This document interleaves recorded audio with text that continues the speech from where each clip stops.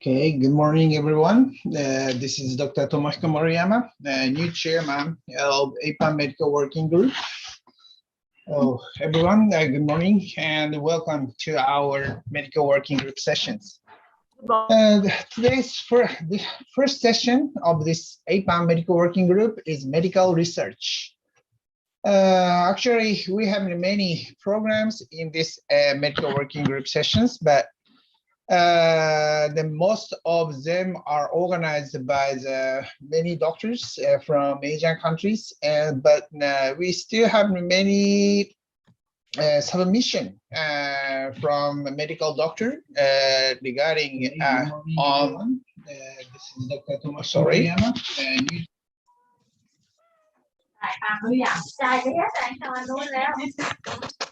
Okay, sorry.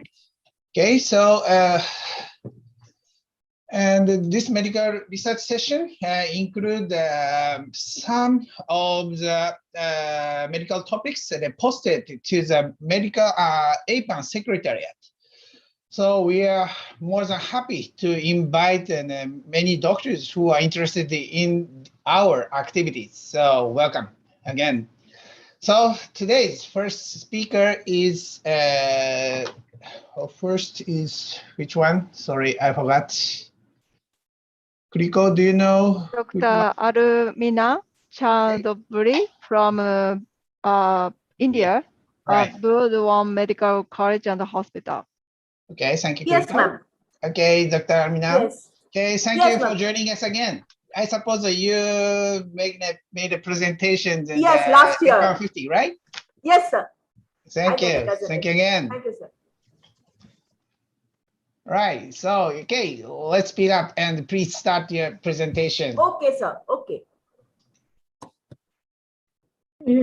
Sorry. Okay. Sorry. I want the first Okay. presentation. Okay. Okay. Just wait a while, Dr. Arumina. Okay. Sorry. Okay. Okay. I will start or I will end it. I will start it, sir. Please start. Sorry. Please stop it. Stop it. Okay. All right. And Okay, I have stopped it. okay, so again, would you give me some introduction? Introduce yourself. Yes. Okay, right. Sorry. Okay, please.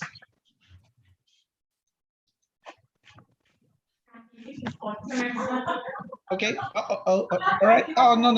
Not the presentation. Just please introduce yourself. Professor Moriyama Sensei. Yes. So it was a little bit misunderstanding. The truth is that Dr. Somuchai is the first presenter. Oh, sorry. Very sorry. Okay, really sorry for that. Okay, so Dr. Somuchai, I suppose you should be the first joining to our medical working group, right? Right. Okay, so would you introduce yourself to us? Okay. Quickly. Good morning, everyone. I am Dr. Somchai Monyotin from Department of Anesthesiology, Siras Hospital, Maidon University, Bangkok, Thailand. Okay.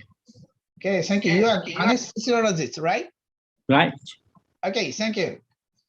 Okay, I myself is a endoscopist, so I'm quite interested in your presentation. Okay, I can start. I can start the presentation. Okay, please start. Okay.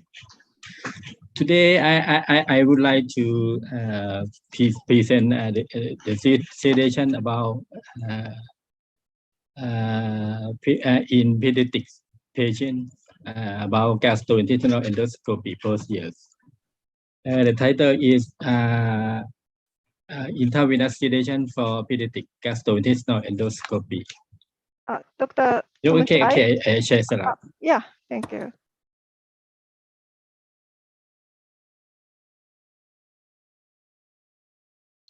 Okay. Okay, you can see the full slide. Yes. Okay. First of all, I would like to thank the organizing committee of APAN for this conference. Okay. My topic is intravenous sedation for pediatric gastrointestinal endoscopy. Generally, physicians know that gastrointestinal endoscopic procedure could be performed by using some form of anesthesia. Several anesthetic techniques for the procedure in the adult patients are topical anesthesia, intravenous sedation, general anesthesia, and monitor anesthesia care. Most of them could be performed by using only topical anesthesia. However, topical anesthesia and monitor anesthesia care are not suitable in the pediatric patients because the children do not cooperate and the endoscopist could not complete the procedure. In intravenous sedation and general anesthesia with tracheal intubation are commonly used in the pediatric patients undergoing gastrointestinal endoscopy procedures.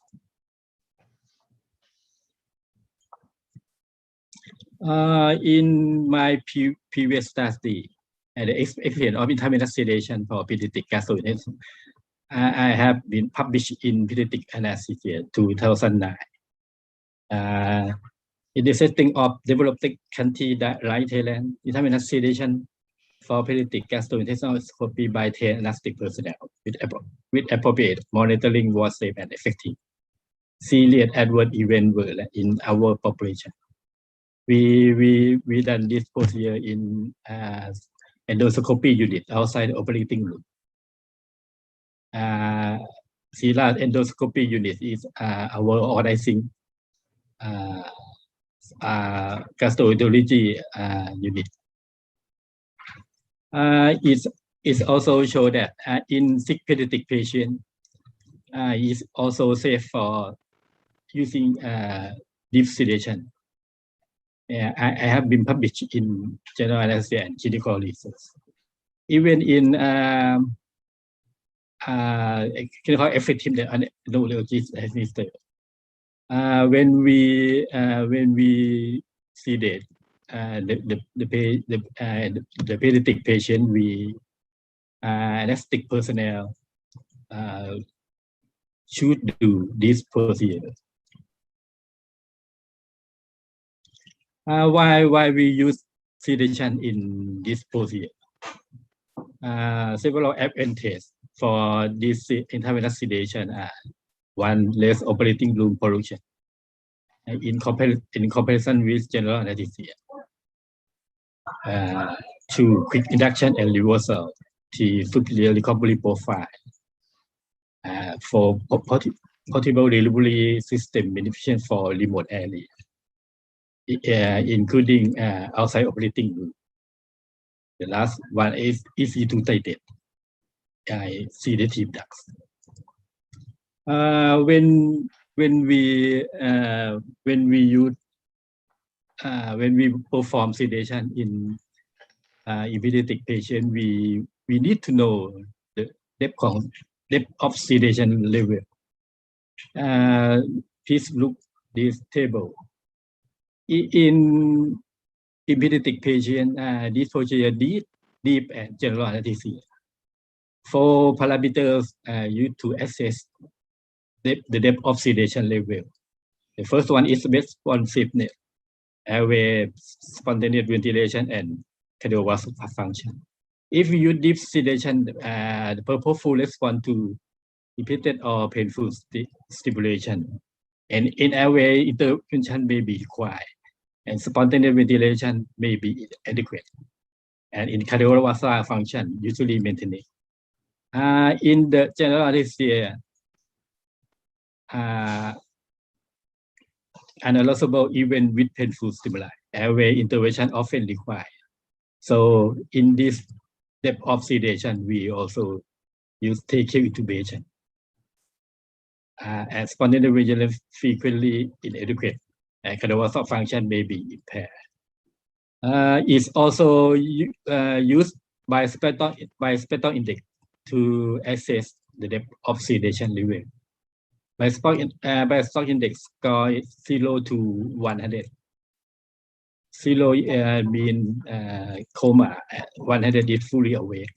If we use the depth of sedation level in deep and general anesthesia, we by spine 60 to 70 in deep sedation level, and we want to the general anesthesia depth we control with 40 to 60. This is non-invasive monitoring. But in Thailand, we did not use it routinely. What is important to know before giving sedation, especially in pediatric patients? The first one is patient characteristic, physical status. The second one is procedure specification, because several procedure of gastrointestinal endoscopy, such as endoscopic such as esophageal gastroscopy, colonoscopy, endoscopic electrocautery, cholangioscopy, pancreatography, endoscopic ultrasound, something like that. We need to know pharmacokinetics of intravenous ducts and pharmacodynamics also. Basic pharmacologic action and interaction of duct use. And the last one, in developing country, we also look cost effectiveness also. Before the procedure, before the gastrointestinal endoscopic procedure, the procedure management is the same as also surgical procedure. The first one is history and physical examination. Even in congenital malaria in children, informed consent from parents, and fast 2 hours after Q-liquid, 4 hours for base meal, and 6 hours for non-human meal or solid, non per oral. And this last one is about the laboratory test. It also contributes issue about the necessity of laboratory test in pediatric patients undergoing endoscopic procedure. During the procedure, during and after the procedure, monitoring include clinical monitoring, ventilation such as end-tidal carbon dioxide, visual, chest movement, precordial stethoscope to listen bass up. Third is oxygenation. We routinely use power oximetry during the procedure, during and after the procedure. And the carbon dioxide tests are non-invasive blood pressure, heart rate, and electrocardiogram. The monitoring is the same as surgical procedure, even in operating room. If we look to know how much about sedation monitoring of gastrointestinal, I have been reviewed this in Journal of Gastrointestinal Endoscopy 2013. You can look also data about intravenous duct used for intravenous sedation. Nowadays, we do not have no ideal ducts for use. As present, we commonly use a combination ducts. For the example, sedative and combined with analgesic ducts. Or sometimes we use propofol or ketamine, something like that. Because ideal duct, a consistent action, rapid onset, offset, analgesia, amnesia, anxiolytic effect, and can reversible minimal risk or adverse event. No one have all properties. The first one, analgesic duct. In pediatric patients, we commonly use fentanyl for analgesics because it is a potent analgesic, narcotic agent. The dose is dose of fentanyl is 0.5 microgram per kilo intravenous and up to maximum 2 microgram per kilo. Because short action and short acting drugs, they all said 1 to 3 minutes. Duration is 30 to 50 minutes, 60 minutes. Fentanyl so fentanyl is commonly used in ambulatory cases, and they case procedure. But fentanyl it can cause respiratory depression and synergetic effect with also sedative. The second analgesic effect, we also use pethidine in some cases, but it is less common than fentanyl. Dose of pethidine or methylpredidine is 0.5 to 1 milligram per kilo. Duration is longer than the fentanyl, and we can use pethidine for combat post-operative shivering, the same as in operating room. It has atopy-like effect and synergistic with also sedative. But it has a direct interaction with monoamine oxidase inhibitor. We could choose avoid this in patient with receive monoamine oxidase inhibitor. The sedative agents, the midazolam or the microbit, nephrologists commonly use midazolam because it has short acting and short duration. It has amnestic effect, and we use 0.025 to 0.1 milligram for titrate. For titration, the maximum dose. I think it depends on the body weight of the children. Duration is 15 to 80 minutes, about 15 and 80 minutes. But midazolam can cause paradoxical excitation, ataxia, dystonia, and hypopia after we use midazolam. In anesthetic practice, for commonly used by anesthetic personnel because propofol has anti-emetic effect, anxiolytic, hypnotic, and anesthetic property, and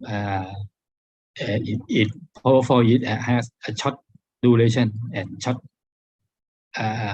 office. Anesthetic personnel commonly utilize this for minor procedure or ambulatory case, including in gastrointestinal endoscopy, even in pediatric patients. We can use both propofol in bolus dose 1 milligram per kilo, followed by subsequent dose 0.5 milligram per kilo. And after that, we also continue in infusion of 100 to 150 microgram per kilo per minute until finish the procedure. The fourth one is ketamine. We also use in some case of pediatric patient because ketamine has dissociative, sedative, analgesic, and amnestic property.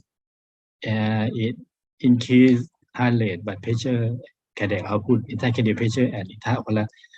Ketamine also have many benefits in hypotensive patient or shock patient.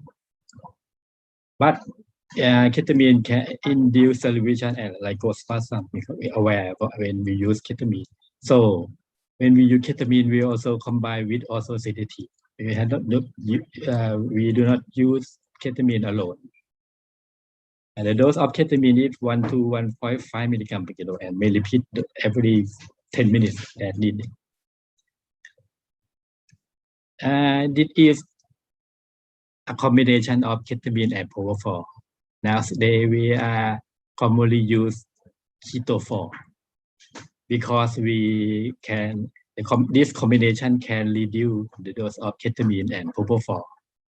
And heretofore are also stable hemodynamic and less cardiovascular and respiratory adverse events. Heretofore, we can create by 50 milligram of ketamine and 90 milligram of propofol dilute to 10 milliliters. The concentration will be 5 milligram per milliliter of ketamine and 9 milligram per milliliter of propofol. Of this combination of combined solution, we use 0.05 milligram per milliliter. This recommend when we use ketamine and propofol in the combination technique.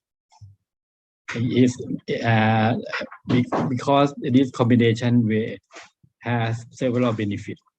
We can reduce also sedative drug and reduce the dose, so we can reduce the adverse event of its sedation drugs. The same, we have been reviewed sedative analgesic drug for gastrointestinal endoscopy procedure in adult and pediatrics in Journal of Gastroenterology and Hepatology Research. We also look also data in this journal. After the procedure in post-procedure care or post-procedure management, routine post-procedure care the same as surgical procedure. Monitoring also as the same as in the procedural room, and standardized discharge criteria before discharge from the recovery room or discharge home. And the final status of the should be documented at discharge, fully awake or sedated, something like that. But in the sedation also has some complication. But this factor for sedation-related complication, time, dose, and mode of drug administration of sedative analgesic agent, patient age, especially in extreme age, newborn, we have also more risk than older children, and underlying medical disease and congenital anomaly also. Sedation-related complication, most of them are cardiovascular related and respiratory related. Cardiovascular related complication, we show that hypotension most commonly. Hypotension, bradycardia, arrhythmia is the sedation-related complication related to cardiovascular system. And in respiratory related complication such as hypoxia, hypercarbia, when we use sedation in pediatric patient, apnea, airway obstruction, aspiration, hypospasm, and post-spasm also. Again, we have been review this complication related to sedation in gastrointestinal endoscopic procedure in vaginal gastrointestinal endoscopy also. Thank you for your attention. Okay, thank you for a nice presentation. It's really interesting for me because I'm a gastrointestinal endoscopist. So, is there any questions or comments from the participants? And also, because I am an anesthesiologist, it will be some problem after also physician to use this sedation in pediatric patient. But I am an anesthesiologist. I can perform this technique safely and effectively, even in Thailand or even in endoscope unit outside operating room. I have some questions. In Japan, I'm not sure about the situation in Japan, but in our hospital, most of the pediatric endoscopic procedure will be done in endoscopic room, not in operation room. But how about your hospital? Mostly performed in endoscopic room or operation room? Because in my center, we set endoscopy unit. This unit is a combination of surgical department, medical department, GI, and pediatric department to perform this procedure in endoscopy units outside. And we have anesthetic personnel to perform anesthesia in this unit. Okay. I think it's the only one in Thailand that my center endoscopy unit and performed by anesthetic personnel. Okay, but anesthesiologic procedure will be done by anesthesiologist, right? In endoscopic room. Oh, I envy you. Envy your No. Not all case, because we have anesthetic nurse. Anesthetic nurse. Resident, all right. Okay, but also specialist in that field, right? Okay, right. Because it is because the Sila endoscopic unit were organizing gastrointestinal organizing training center. This one is center we have used for teach foreign country. Yeah, so okay. Because we can use several equipment and many personnel to conduct this unit. Right. Actually, in our hospital, anesthesiology during the pediatric endoscopy will be done by pediatrician, not by anesthesiologist. So it's sometimes very difficult to make an unconscious status during the endoscopic procedure. And some babies will cry or sometimes complain something about that. Right? So it's sometimes very difficult. So I really envy your situation. Like in the past, Thailand is the same as Japan, because the endoscopists in Japan will explain, because this almost of this procedure will be done by topical anesthesia or by endoscopists themselves by themselves. Actually, it's right. I think so. Yeah, but unfortunately, the number of anesthesiologists is insufficient in Japan, very limited. So and in Thailand, limited anesthesiologists also. But really? we conduct to promote our center. We conduct this unit to promote our center and to teach the foreign students because of the policy of World Gastrointestinal Organizing Training Center. Okay, I'd like to ask you about the one thing, because we don't have anesthesiologist in the endoscopic room. Sometimes the adolescent guys, like in the age of 12 to 15 years old, some of them are very small and some of them are very large, right? So which is better to use based on the ages or based on their body weight? How to use the sedative drugs for such kind of patients? I use several factors. If in older children such as 12 or to 15 or 18, the endoscopists can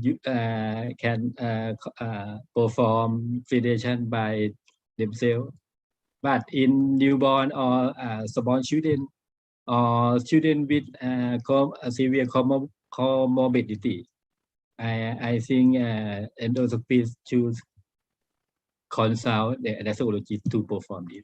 Or in some factor, we evaluate the type of procedure. If the procedure is invasive procedure such as ERCP, endoscopy, retrograde cholangiopachytography, therapeutic intervention also, we need deep sedation and general anesthesia. I think this condition endoscopists we should consult anesthetic personnel also. But in case of body weight, it is high body weight, such as BMI, morbid obesity, something like that. It is also this is also the policy of consultation, anesthesiologist consultation also. But I will have look the total factor allow this in patient and in procedure. Okay. Okay, thank you. Sometimes very difficult because we just have a receipt from the pediatrician to make an endoscopy procedure, but there's no information on the patient data. So when the patient comes to our endoscopic room, wow, really big, wow, really small. Sometimes we are so complicated, and our anesthesiologist is quite busy to get contact during our procedure. So it's sometimes really very difficult situation we have actually, unfortunately. In this reason why some country perform pediatric endoscopic procedure in the operating room because because they need anesthetic personnel, and if they perform this procedure in outside unit, we need some anesthetic personnel because after sedation we need to observe the patient before the discharge also. Okay. But yes, thank you for suggesting a good option for pediatric endoscopy, right? Thank you so much. Okay, thank you very much. All right, thank you. Okay, any other questions or comments?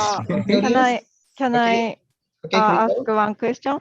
Thank you, Dr. Somuchai, for the nice presentation. Since I am an engineer, so I'm not understanding the medical as your specialty, but I'm interested in the telemedicine.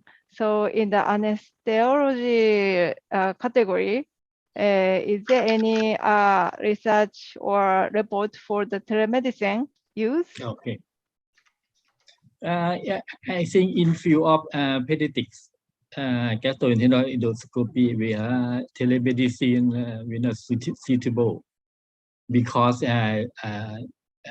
this project, this special equipment and special person, especially in experienced hand. For the example, experienced endoscopists and experienced anesthetic personnel, because sedation in the children can create more serious adverse event. If it occurs, we have high mortality. I think so. Telemedicine, at the patient telemedicine, is I think it's not suitable now. Okay, thank you very much. But in telemedicine, we can use in gastrointestinal endoscopy for to teach some picture and some to teach, but to perform sedation we cannot use telemedicine, but we can use to teach the also physician by take ultrasound, take picture from endoscopy. You can tele and teach and can manage tele while using telemedicine. I think so. But sedation, we need to look the patient. Of course, observation also. Okay, for education is good, but the performing is difficult. Okay, because I think the patient is a special population, even in elderly patient or a pregnant patient also. Has need some experience. Physician. Okay, thank you. Okay, thank you for sharing. Yes, you're very important experience because pediatric endoscopy is not so popular even in Japan. You know, so your experience and your opinion is quite important for us, right? Okay, thank you. Thank you so much. Okay, thank you. Okay. Thank you. Any other questions or comments? No? Okay. Thank you again, Dr. Somchai. And let us keep in touch. Okay, so the next speaker is Dr. Arunima from India. Good morning, sir. Good morning. I am Arunima Chaudhary, Associate Professor, Department of Physiology, Bardhaman Medical College, West Bengal. So shall I start sharing my screen? Yes, please.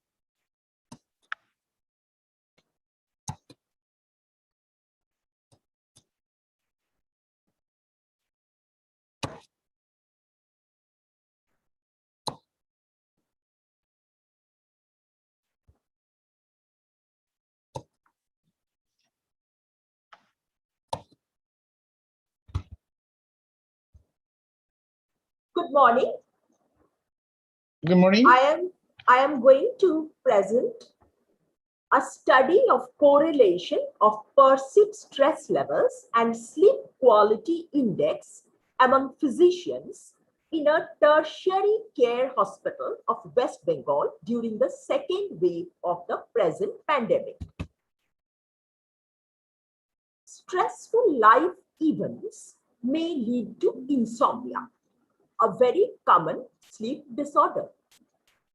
Exposure to excessive stress for long periods may activate various defense mechanisms in our body and bring about various pathophysiological changes. The responses involve the hypothalamus and pituitary glands and lead to changes in neuroendocrine functions. Sleep is essential for maintaining homeostasis, and chronic sleep deprivation is an emerging problem of the postmodern society. The stress system of the body continuously bring about defensive adaptive changes to maintain homeostasis while encountering changing and challenging environment and are affected by sleep loss. Chronic insomnia can lead to increased sympathetic nervous system activity, resulting in increased heart rate, vasoconstriction, increase in body temperature.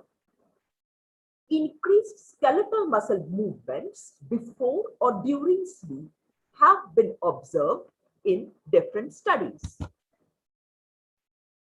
Nearly 60% subjects suffering from insomnia neither report their problems to physicians nor seek help.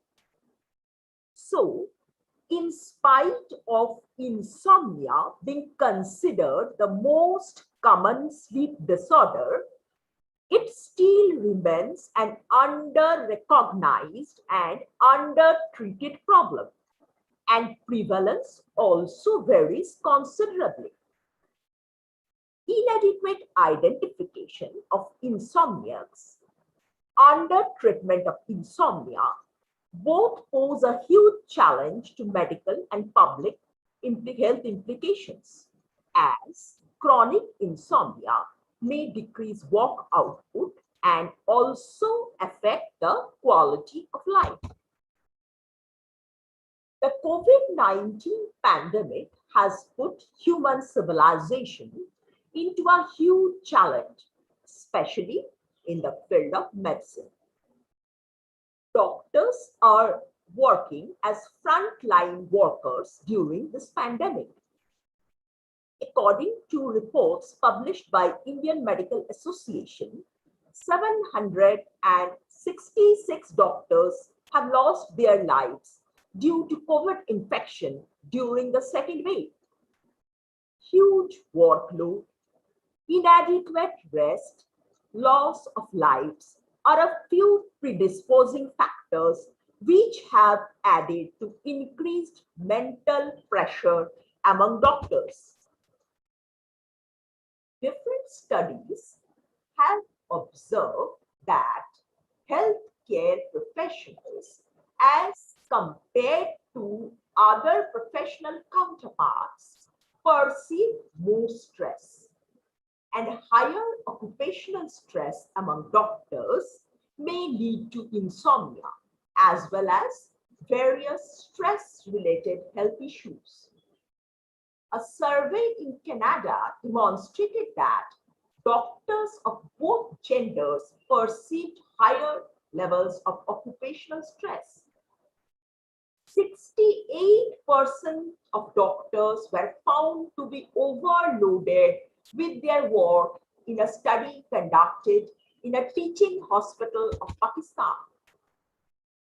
Studies conducted previously also demonstrated that female doctors have lower job satisfaction as compared to male counterparts.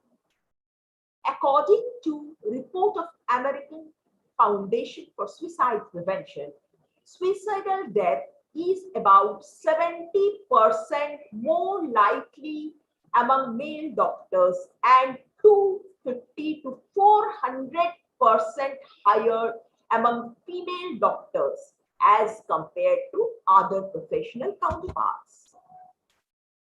Keeping this in mind, this study was conducted with objectives to study the correlation of perceived stress levels and sleep quality among physicians during the COVID-19 pandemic. Physicians working in Bardhaman Medical College were selected as the study group.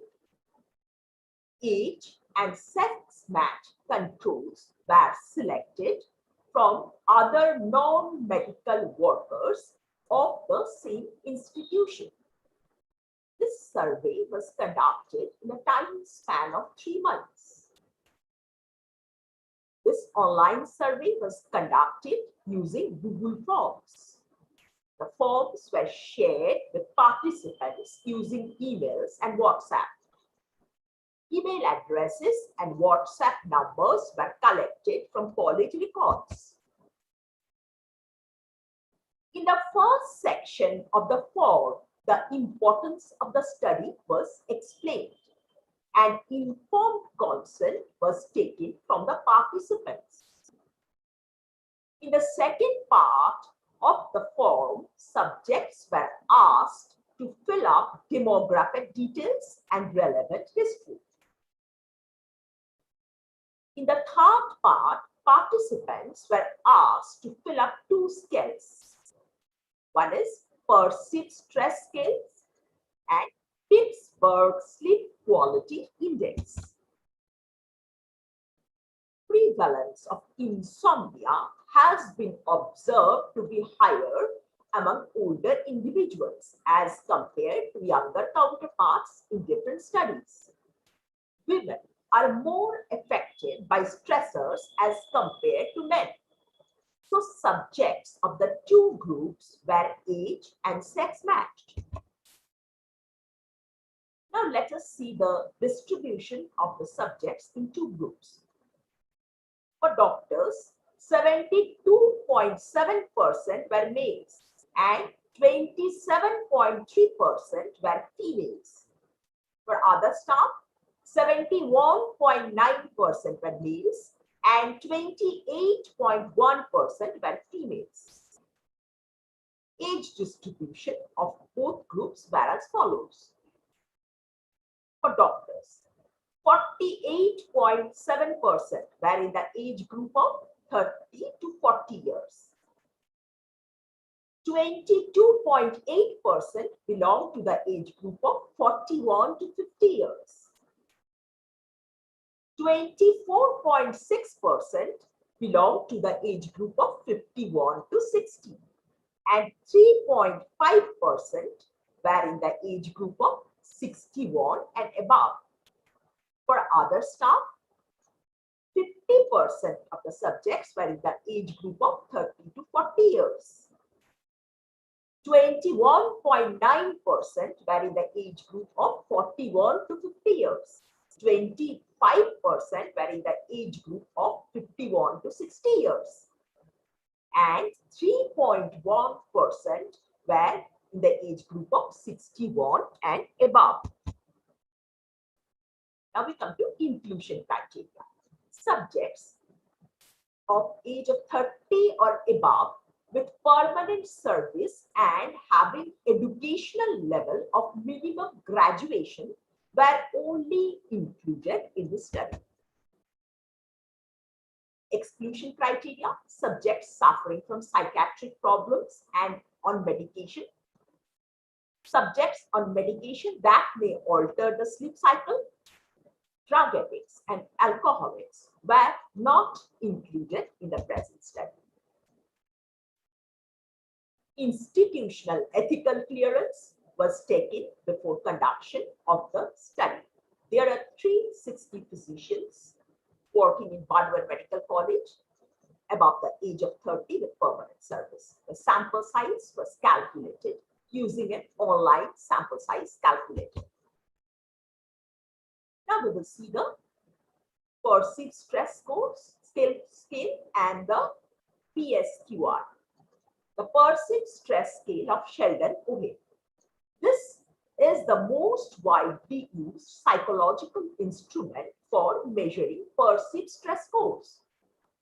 This instrument measures how much stressful a person perceives his or her life under prevailing circumstances during past 1 month. The scale uses several queries about the present level of experienced stress.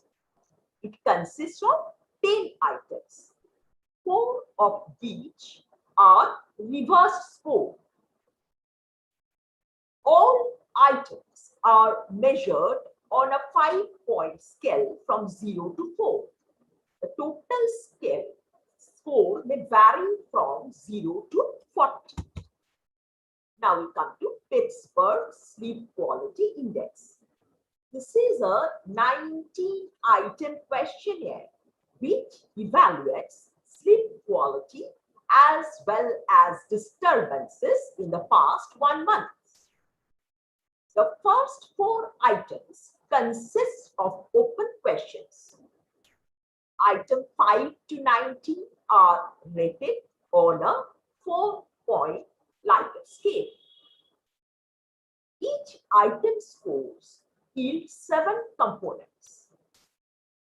The total score may vary from 0 to 21 and is obtained by adding the 7-component score. A score of more than 5 indicates poor sleep quality as per this instrument. Statistical analysis. Data was checked for normality, outliers, and missing data. Data analysis was done using SPSS version 16. T-test was used to compare PSS and PSQI levels of the 2 groups. Correlation coefficient was calculated to study correlation of PSS and PSQI. Now we come to the results. 128 doctors and 140 other staff participated in the present study. Doctors had significantly higher PSS and PSQI levels as compared to other staff. Now let's see the PSQI score of doctors.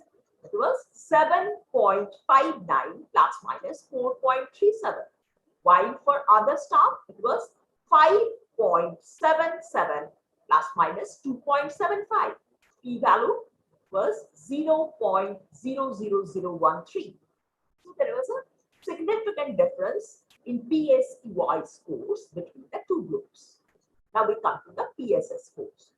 For the doctors, it was 18.43 plus minus 4.04. For other staff, it was 15.14 plus minus 1.7 with a highly significant p-value. PSS and PSQI levels were positively correlated in both groups with R values of 0.975 for doctors and 0.544 for other staff respectively.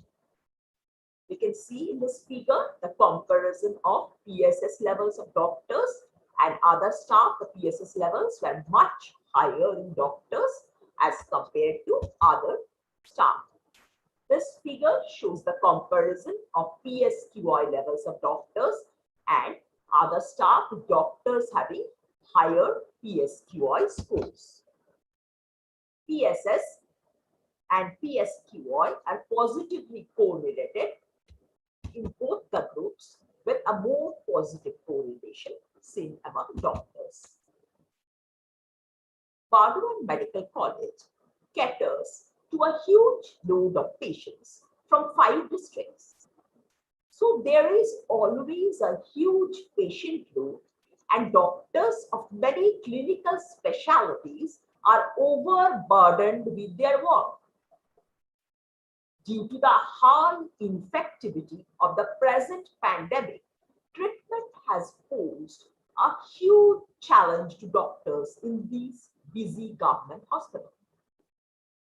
In medical colleges, doctors also take part in medical education. This COVID-19 pandemic has also forced them to continue medical education online, and many are not very technology friendly. The sudden conversion of medical education to online mode is also adding a lot of stress on medical educators. Now we come to the strengths and limitations of the present study. The present study was carried during the second week of the present pandemic, and nearly 800 Indian doctors have lost their lives during the due to COVID infection during this period. To formulate strategies to improve the mental status of doctors, it is of utmost importance to know their mental health issues, which make the study very relevant in the present scenario. The present study was only conducted in a teaching hospital in an urban setting, and no follow-up was done. This was a cross-sectional study. PSQI does not address a specific night objectively, but it summarizes sleep quality over a month. These factors do add limitation to the present study. Conclusions. Doctors were found to have higher PSS and PSQI levels as compared to the control group. PSS levels were found to be positively correlated with PSQI levels, and more so among doctors. Thank you. Okay, thank you, Dr. Nice for your nice presentation. It's really interesting data. Yeah. Okay. Is there any questions or comments from the participants? Can I make a question? Yes, yes, please. Thank you, Dr. Almina, for your interesting presentation. Thank you, ma'am. So in your report, the doctor have more stress and PSQI levels. Low PSQI level compared to the other job participants. A non-medical staff working in the hospital. Yes. Okay, then the that's is there any? Do you think is there any difference cause of the COVID-19 or the before COVID-19? Doctor have the high stress and yes. I have conducted some studies before also. Doctors really? perceive on these similar topics. So there and also conducted out by other researchers also. It has been found doctors perceive more stress as compared to other people because they have got lots of workload and they work also as a team leader and they don't get enough time for relaxation. So they have got night duties, they don't follow shift, and the number of doctors is also less as compared to the population they cater. So all these add extra stress to their lives. I see. So that's a problem, and I think the COVID-19 also yes, is adding it. And effect. Again, and one thing is you have to teach everything online. To teach medicine online is very difficult sometimes because most of us, we are not at all technology friendly. We were very used to teaching with chalkboard, PowerPoint presentation in the class. I see. So converting into video presentation using Zoom platform and all, we are learning, but it is taking time. It is becoming very stressful, especially for doctors who are above the age of 40. It is causing a lot of problem because they have to learn something new. They are not at all used to it. I see. So can you get some, can doctors or can lecturer can get some technical support from your school, or they need to prepare everything by themselves? No, we need to prepare everything by ourselves. We don't get support from the college. So that is a problem because the hospital has lots of work with patients. So they can't provide support to us for continuing medical education. So we have to do those things on our own. And this is a government hospital, no? So the workload is huge for the hospital, for the patients. Okay. So we have to manage on our own. Thank you. Thank you. Thank you, ma'am. Okay. Oh, Cha-san. Okay. Hi, my name is Tizong Jiang. I'm an IT engineer. I also support the Taiwan Suicide Prevention Society to IT work. So I know our doctor work very hard to try to prevent suicide. Of course, it's related to the mood. So when in their society, they develop some kind of mood temperature measurement, something like that. So people can easily to detect their own mental health. In some way, they say it's very effective, and they even developed an app, so people can use the app, your mobile device, and to check daily, what's how I'm going to do today. I was wondering whether do you have developed a similar, because your doctor have to fill all the sheets. Am I correct? So do you have a digital format so that they can easily do done? No, we don't have. Okay. So that's we have some. Will you share? Will you share with us something? Well, all in Chinese, but in Chinese. It is in Chinese. Okay. Then yeah, but it's good. I like to tell my doctor they also, I think in the future, like you can cooperate, even have some kind of experience change. Okay. And the second, I saw your last comment about the telemedicine, I mean, the video conferences or the e-learning. Doctor will also tire or feel stressed to participate in these kind of video conferences. I learned from this, the chairman of the Taiwan Society, Suicide Prevention Society, he's a psychologist. And they use a video conference very often. Once I went to support them, to technically support them, I noticed they're using like a Zoom, which they don't buy it. So they all every 40 minutes the meeting will stop. The connection is cut. Yes. And I said, hey, doctor, why don't you use my account? I have an unlimited account. Why don't you use it? And the doctor told me, he said, no. I think it's every 40 minutes have a break, it's good because actually you can continue. You just take a break. He said, we just work too hard. We never break. Even in the meeting, we need a break. So he said, no, we use this way every 40 minutes. Room don't let us continue. That's good. We stop and take a break, drink some water, carry on.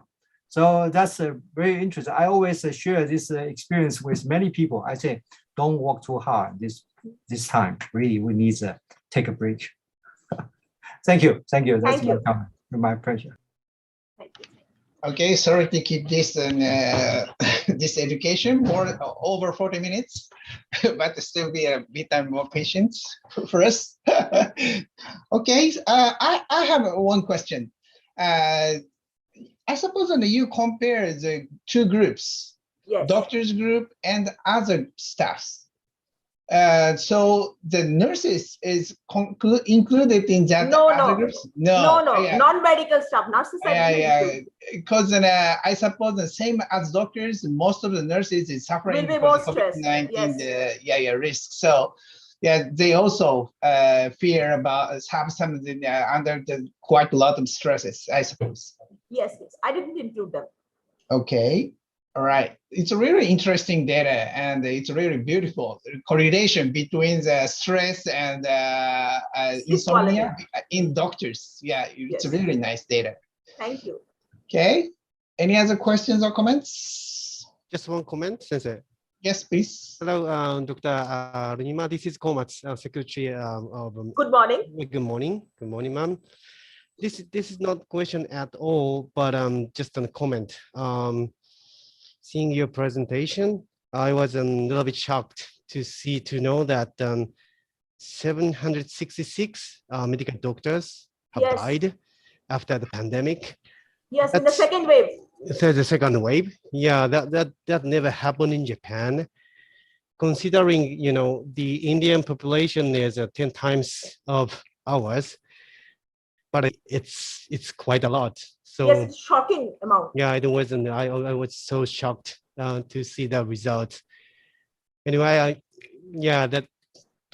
just I wanted to make my comment about that. Yeah, I'm sorry to we have know lost about lots of doctors. We have lost lots of doctors. Yeah, it's very quite and many have committed suicide also in this period. Many young doctors, residents especially. Wow. So they are feeling very stressed.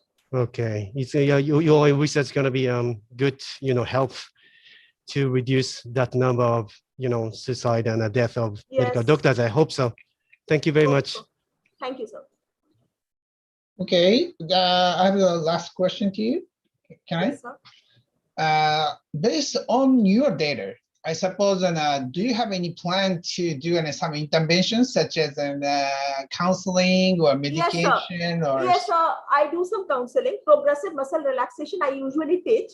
So I have completed a PhD also on methods to reduce stress level. That I continue every time. Okay, thank you. Okay, it's really important to protect your doctors. Yeah, to keep the good health in India, I suppose. Yes, sir. Okay, thank you. Thank you again for your nice presentation. Okay, any other questions or comments from the audience? Nothing? Okay, thank you again to two presenters in this medical research session. We really enjoyed your presentation and discussion with you guys. Okay, and so we hope to meet you guys again in the next or APAN53, 54, I'm not sure. So, but we will wait for your submission, right? Thank you again, and please keep in touch and stay safe and enjoy the Olympic Games. Thank you. Thank you. Okay, thank you. Thank you, Dr. Somchai. Thank you. Thank you.